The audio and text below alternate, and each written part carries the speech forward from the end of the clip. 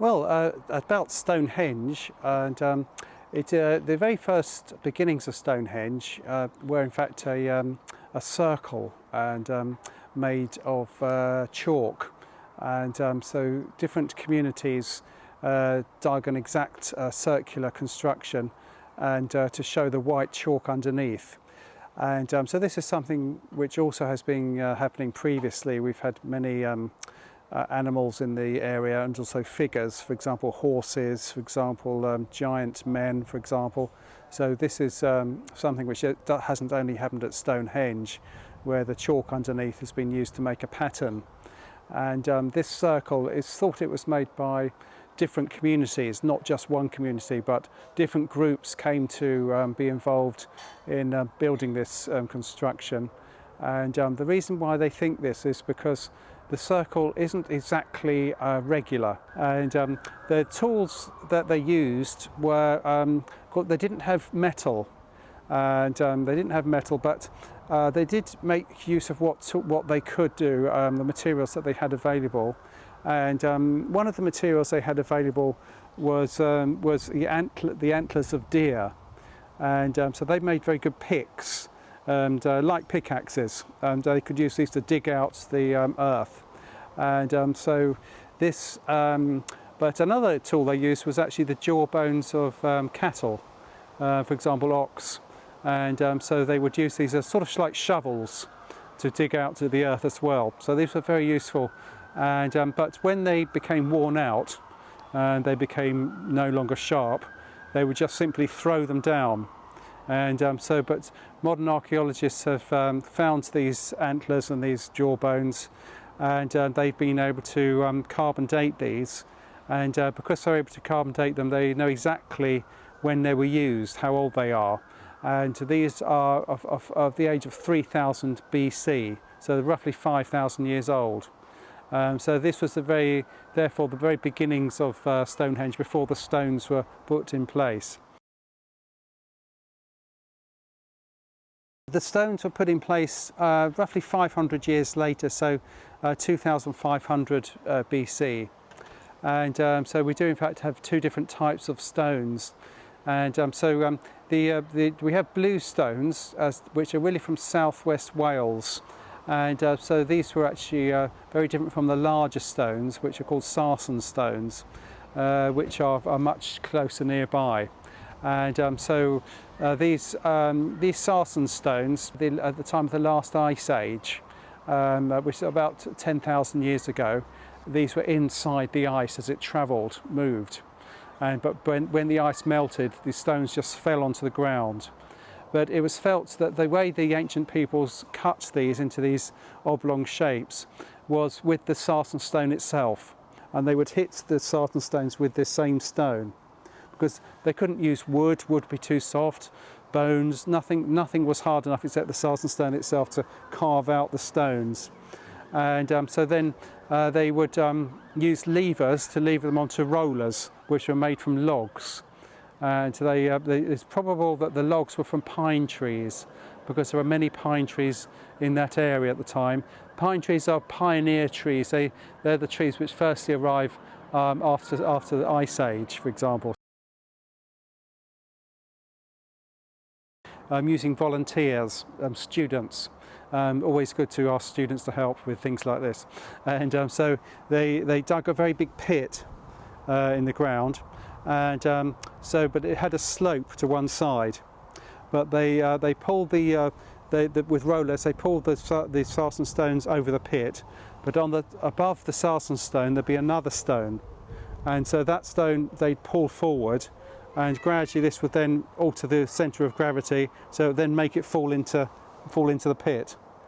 And so it's felt then they pulled it straight by rope. So they, believe it or not, had ropes, and so ropes, very, very complicated to make a rope. Actually, it's not easy. So this shows a very highly advanced technical knowledge to be able to make rope, for example. So they pulled them so they were straight, and but the stones on top, they were actually not quite known for sure how they did it, but it is possible they had one idea is they had a ramp, pull them up a ramp, slowly. Or another idea, it could be that they were levered slowly up with wood put underneath them, then levered up another side, another piece of wood, levered up again, so constantly going up like that, then pulled over the top of the two uprights and put in place. But they weren't simply, though, just put on top. They were put in with joints, mortise and tenon joints, a sort of upright piece and a hole. The hole will go over the top, like Lego. I'm sure everyone knows Lego. So they fell into the top like this. So in fact this was a prehistoric Lego, if you like. But that is the reason why they stayed there for so long, because if they didn't have these joints, they would have fallen over a long time ago. But that's what held them in so strongly. So the people who worked this out were the equivalent of our surveyors today. So that it wasn't crude; it was very technically accurate. And so they said that the way they worked out this exact circle was probably using a hexagon shape. Something else also of interest. The actual Stonehenge is on a hill, but it's not at the top of the hill. So here we have a hill. Stonehenge is not at the top; it's to one side. And so, but still, even though it's one side, it's exactly straight. So the tops are exactly straight. So the question is, how could they make it exactly straight on the side of a hill? How would they know how to do that? And so they think the only way they would have known how to do that is to accurately measure the earth. And they therefore think it's possible that they did actually know the earth was round, just because of that alone. So the actual surveyors were actually using very complicated knowledge to actually locate it exactly flat. Rather interestingly, this position, we wonder why it was placed in that position. And so it's possible it was placed in that position because of the action of the ice. Because the ice had within it stones, which as it moved would scour the earth. And so this has made straight lines, and this has made a kind of road, but it's not man-made. It looks man-made, but it's not man-made, it's natural, this road. But the ancient peoples would have felt there must be some spiritual reason for that being in that place.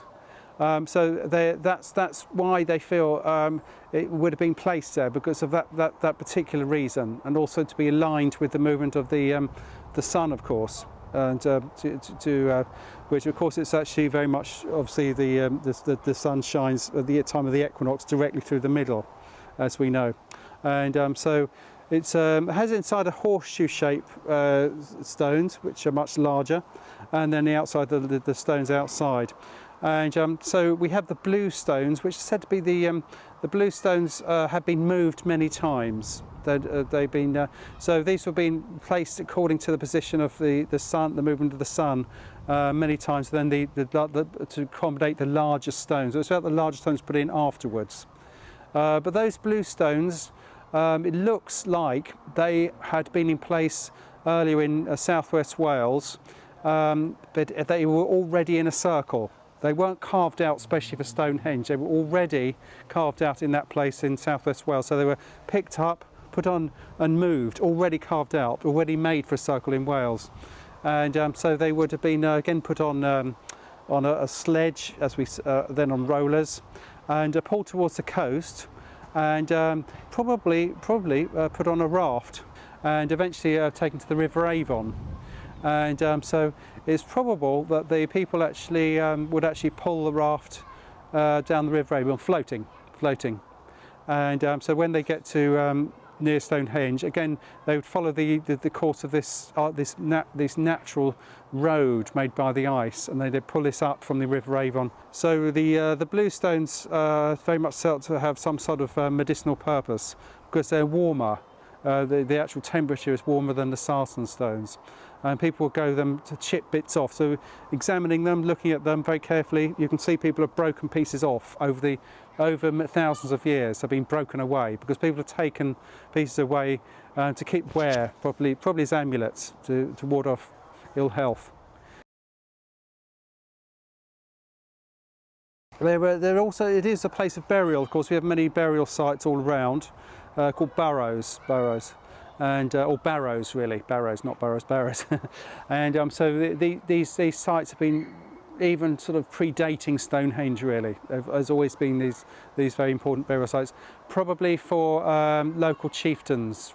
Time passed though, a change came about with people who brought metal, and so they brought metal from Europe.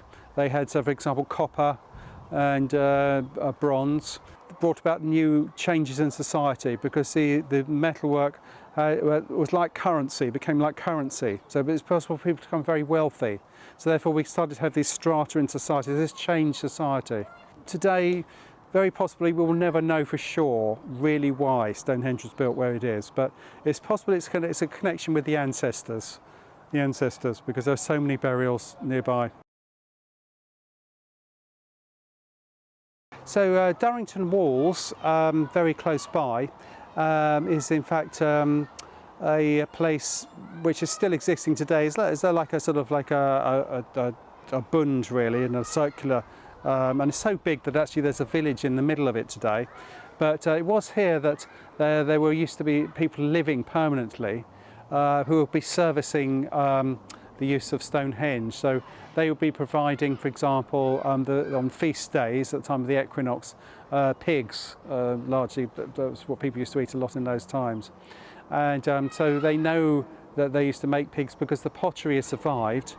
And nowadays, with very sophisticated analysing of the actual surface of the pottery, they know that pigs were actually sort of cooked in these pots. For people who would visit Stonehenge from all over the country. They come from far north of Scotland, for example, the Orkney Isles they found, and so from Europe, for example. And many people have come to visit from as far as they know, from as far as Switzerland, for example. And some people from medicinal purposes, to be cured by the blue stones. But they also said it's possible they were also involved in helping to build Stonehenge in the first place as well, raising these very big stones, tipping them into a pit, and then pulling it straight, and very sophisticated knowledge that would need to be for this purpose, incidentally. And Darrington Uolls is still possible to visit today. Of course, we can still see the actual raised wall really all round. But there is another area nearby as well where they have smaller stones as well.